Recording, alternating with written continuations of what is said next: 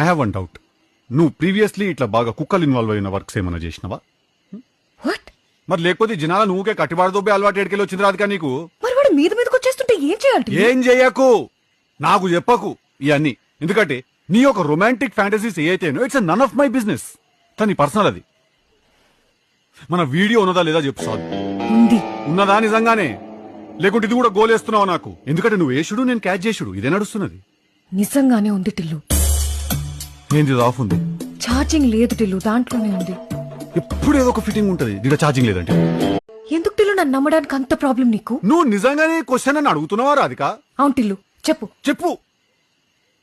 నేనిది నీకు ఒక ఎక్స్ప్లెనేషన్ ఇస్తున్నా చూడు, అది second highlight of the night. అది కానీ చెప్తా నేను అవలగానే కాబట్టి ఇను.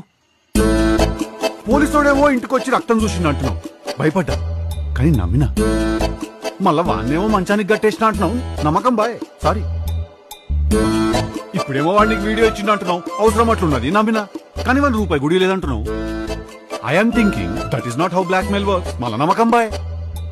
At every junction it's Hanuman junction.